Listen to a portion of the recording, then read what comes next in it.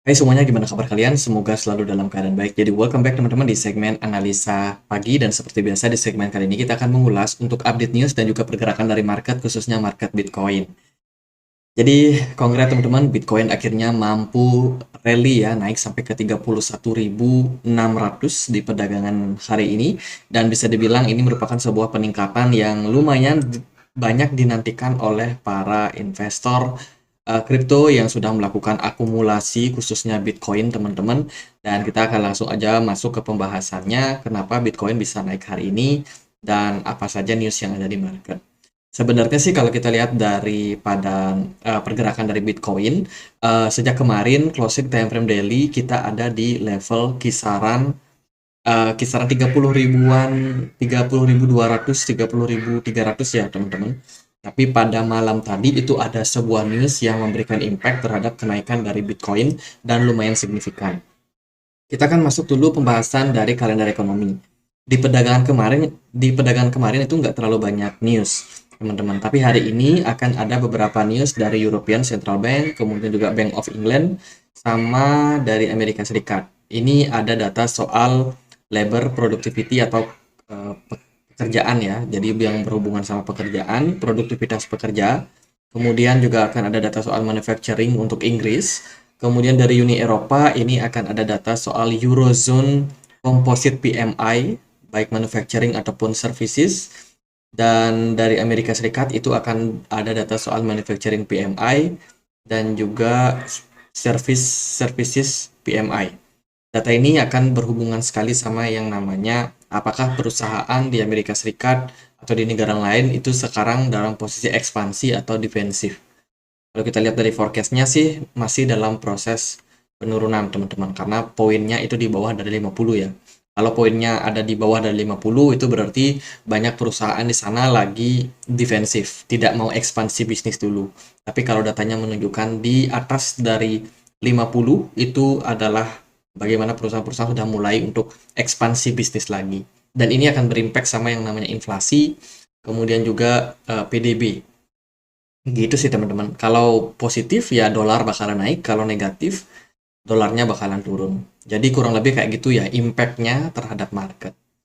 Di perdagangan kemarin juga ada beberapa news yang memberikan impact. Salah satunya ini dari komisioner atau komisaris dari SEC, teman-teman, yang menyebut bahwa harusnya Bitcoin ETF itu sudah di-approve 5 tahun lalu. Logika mengapa kami belum menyetujui suatu tempat untuk Bitcoin ETF selalu membuat saya bingung. Lah, dia aja bingung apalagi kita, ya kan? Jadi, ya salah satu komentar daripada komisaris SEC yang menyatakan bahwa sebenarnya Bitcoin ETF ini harusnya dapat jalan yang gampang untuk di-approve. Tidak seperti sekarang sangat berbelit-belit. Pengadilan Amerika Serikat itu baru aja mengeluarkan mandat untuk keputusan grayscale, membuka jalan bagi SEC untuk meninjau ulang ETF Bitcoin Spot dan juga keputusan pengadilan tersebut. Diharapkan oleh banyak orang setelah SEC tidak mengajukan banding atas keputusan 29 Agustus yang mengharuskan peninjauan kembali pada ETF Bitcoin Grayscale. Nah, ini isu soal ETF kembali bergejolak naik, teman-teman. Jadi, kenaikan Bitcoin hari ini itu sangat-sangat dipengaruhi juga sama sentimen daripada SEC, kemudian ETF Bitcoin. Jadi ini berkaitan satu sama lain. Nah, berita terbaru akhirnya terbongkar. Jadi iShare Bitcoin Trust ini adalah produk yang ditawarkan oleh BlackRock ya, soal ETF mereka, dan sekarang itu katanya sudah terdaftar di Depository Trust and Clearing Corporation atau yang disingkat jadi DTCC, teman-teman, dan udah dapat kode. Ini kodenya ya. Mereka udah dapat kode, dan ini biasanya merupakan tanda awal di mana Bitcoin ETF khususnya untuk BlackRock ini itu kemungkinan besar akan mendapatkan approval dari SEC. Mereka udah dapat kode. Nah, kode DTCC ini adalah kode yang lazim untuk dimiliki eh, sebuah apa namanya produk investasi, terutama untuk pasar modal. Dan ini terjadi di market saham ataupun obligasi juga. Jadi ini adalah sebuah sinyal yang yang bagus teman-teman, dimana banyak orang yang berspekulasi bahwa saat ini kemungkinan ya dalam jangka waktu dekat kita akan melihat news kalau Bitcoin ETF ini bakalan mendapatkan approval. Dana yang diperdagangkan di bursa Bitcoin ETF BlackRock mungkin akan segera diluncurkan. Sebuah tiket untuk iShare Bitcoin Trust IBTC telah terdaftar oleh Depository Trust and Clearing Corporation. DTCC adalah bagian besar dari infrastruktur di balik layar pasar keuangan Amerika Serikat. Ia menangani penjualan saham senilai 2,3 dolar kuadriliun, yaitu 1 miliar kali dari 2,3 juta US dollar setiap tahunnya. Jadi maksudnya DTCC kalau di Indonesia ini adalah lembaga clearingnya, lembaga yang tugasnya untuk mencatat, mendokumentasikan, dan juga melaporkan setiap transaksi yang terjadi di pasar modal. Jadi ini sebuah kabar bagus untuk kedepannya ya, terutama untuk ETF. Rasanya sih kedepannya bakalan segera mendapatkan approval, dan ini mungkin memberikan sentimen positif terhadap market di perdagangan kemarin. Lalu, teman-teman, ini ada berita soal lower middle income countries lead in crypto adoption but not volume. Jadi ini sebuah analisa yang menunjukkan bahwa negara-negara kelas menengah, negara-negara yang penghasilannya kelas menengah ya, itu sekarang menjadi pemimpin dalam hal crypto adoption. Tapi volume yang bisa mereka transaksikan itu nggak gede. Sebut saja negara-negara seperti di Amerika Latin, kemudian juga di negara-negara barat, bagian barat Asia, kemudian juga ada di negara-negara Afrika. Itu sekarang sudah ramai banget mengadopsi yang namanya cryptocurrency. Tidak hanya dari negara-negara besar seperti Amerika Serikat, Rusia, China, namun juga sekarang sudah merambah masuk ke berbagai negara-negara yang bisa dibilang emerging country atau negara-negara berkembang. Tapi ingat, mereka belum bisa menjadi whales yang besar buat market yang bisa mengelola ataupun mengendalikan arah perdagangan ya. Kita masih akan tetap mengacu kepada market seperti Amerika Serikat, China yang akan memberikan impact terhadap kontribusi kenaikan ataupun penurunan dari market kripto untuk kedepannya. Sembari menunggu adopsi yang lebih besar dari berbagai negara sehingga benar-benar kripto ini bisa menjadi sebuah aset yang benar-benar desentral, yang tidak dikontrol oleh satu negara ataupun satu kawasan trader di sana.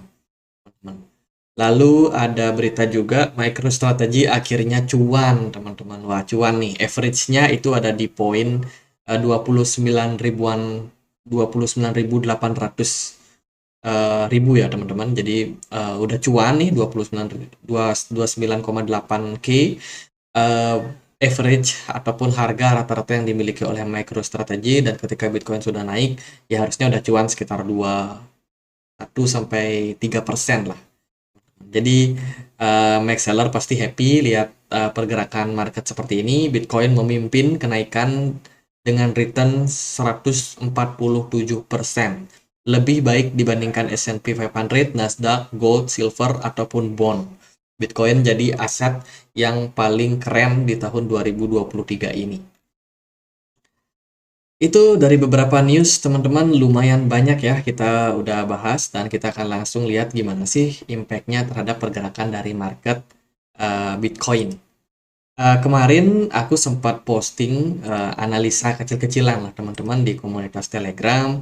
Aku coba untuk lihat posisi dolar saat ini itu ada di level per postingan kemarin ya, kemarin malam itu indeks dolar ada di kisaran 106,1, dan aku menargetkan sih dia turun teman-teman sampai ke level 105,7 something atau 105,5 lah.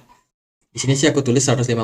Jadi area tersebut itu menurut saya menjadi level support yang penting untuk indeks dolar, dan kebetulan banget di perdagangan kemarin ternyata indeks dolarnya turun teman-teman. Dan sekarang posisinya udah menyentuh level support ya. Dari sini kita bisa melihat indikasi bahwa dolar ini sedang mengalami fase koreksi.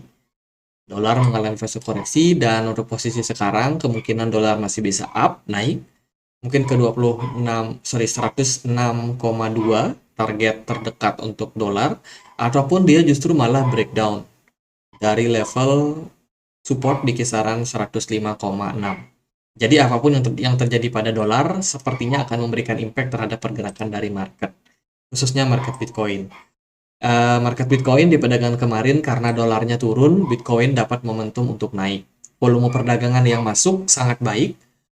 Kemudian dari smart money juga menunjukkan bahwa cukup antusias. Kemungkinan besar yang memberikan impact besar yang pertama adalah perang.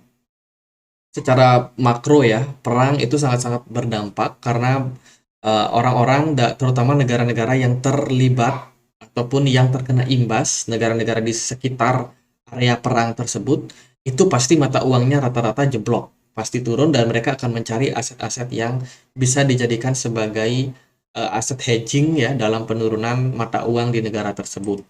Yang jadi pilihan pastinya adalah gold yang udah naik signifikan tapi di perdagangan kemarin mengalami koreksi sekitar 0,4% dan Bitcoin.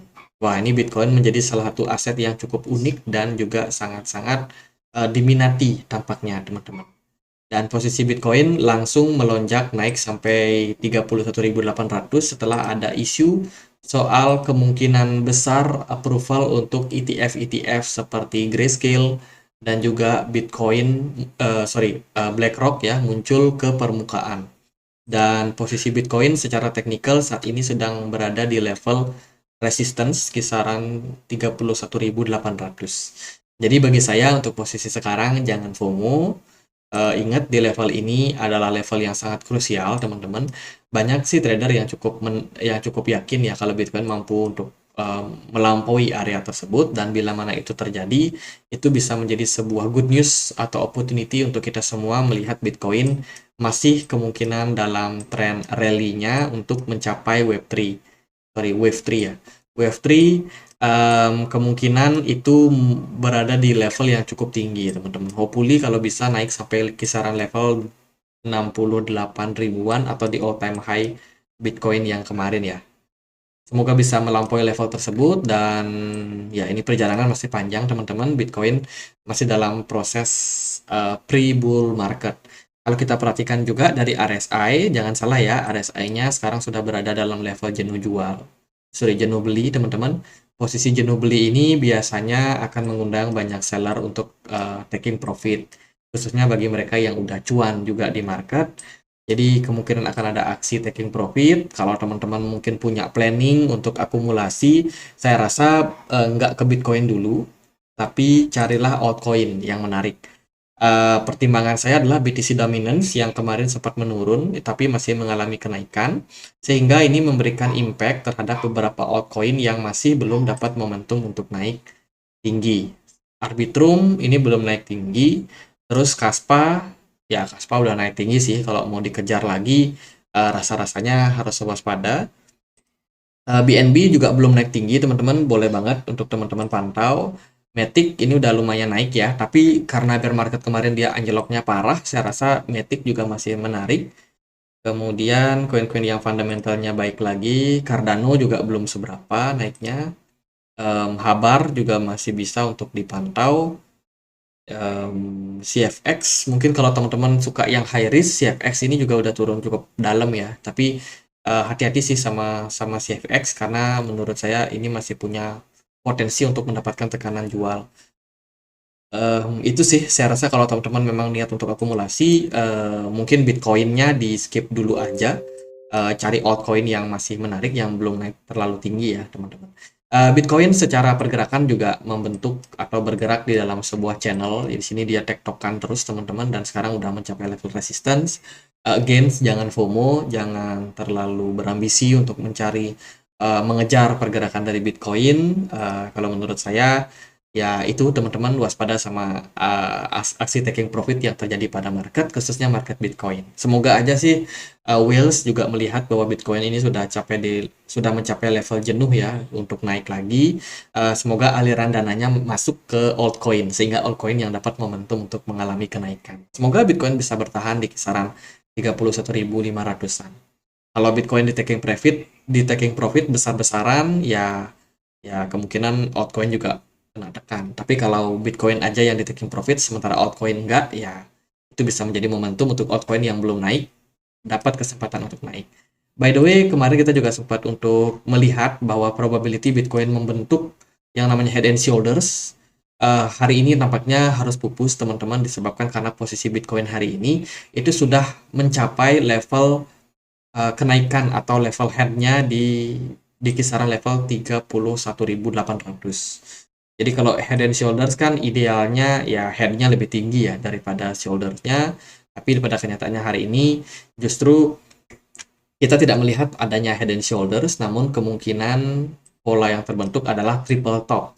Let's say, bila mana kalau pergerakan dari Bitcoin mentok di level 31.800 ini dan justru membuat fase koreksi, ya berarti Bitcoin hanya tektokan membentuk potensial triple top, ataupun bisa dibilang seperti membentuk yang namanya channel, teman-teman. Channel yang cukup sideways ya terhadap Bitcoin, jadi channel yang kurang lebih kayak gini. Dengan target ya tentunya Bitcoin koreksi dulu, balik lagi ke kisaran 25.000. Jadi di video kemarin kita udah bahas bahwa support Bitcoin saat ini adalah di 25.000 dan level tersebut cukup strong bagi saya ya, melihat Bitcoin ini sangat sulit untuk turun di bawah level tersebut dalam beberapa waktu. Saya rasa untuk crash yang ditunggu-tunggu oleh teman-teman, crash dalam itu kemungkinan kalau skenario-nya adalah sell on news. Kalau skenario sell on news, ya kemungkinan Bitcoin masih bisa crash. Tapi kalau melihat kondisi sekarang, kayaknya nyari bad news susah banget ya teman-teman. Market lebih didominasi oleh positive news. Jadi gitu sih paling buat pergerakan Bitcoin hari ini. Ya so far so good, jangan FOMO. Congrats buat yang udah cuan, yang belum sempat masuk, mungkin bisa pantau altcoin aja. Carilah altcoin mana yang menurut kalian menarik, kalian pantau. Kalau ada crash, teman-teman bisa manfaatkan untuk akumulasi teman-teman. DCA adalah jalan terbaik di mana teman-teman tidak harus all in ya, tidak harus beli semua dengan semua dana kalian yang ujung-ujungnya teman-teman berpotensi untuk nyangkut. Kalau DCA kita bisa lebih santai, bisa lebih kayak menenangkan psikologi kita. Kalau kita beli di pucuk kebetulan, ya siapa tahu kan teman-teman. Nah itu kita bisa lebih tenang. Wah masih ada dana buat akumulasi bila mana harganya turun nanti. Jadi kita akan dapat average price yang tentunya akan memperbesar peluang kita untuk profit juga. Perusahaan-perusahaan besar juga melakukan DCA kok. Jadi teman-teman jangan ikutin motivasi di luar. Wah all in aja, all in. Jangan teman-teman, yang orang-orang besar lakukan, yang investor besar yang sudah mahir di market, yang udah bertahan lama di market itu selalu melakukan DCA. Jadi kita ada baiknya untuk ikutin strateginya mereka. Jadi gitu aja buat update Bitcoin kali ini. Semoga videonya bisa bermanfaat. Dan bila mana ada pertanyaan lain, ada koin lain buat dibahas, kalian bisa tulis langsung di kolom komentar. Jangan lupa juga untuk join di komunitas Telegram kita ya. Kita selalu update untuk news terbaru di market, teman-teman. Ya, ada beberapa news yang juga aku nggak sempat spill di video ini, tapi teman-teman bisa dapetin informasinya di komunitas Telegram. Jadi yang mau join bisa langsung cek linknya di kolom deskripsi. Jadi gitu aja teman-teman, semoga bisa bermanfaat. Akhir kata saya Andre, makasih.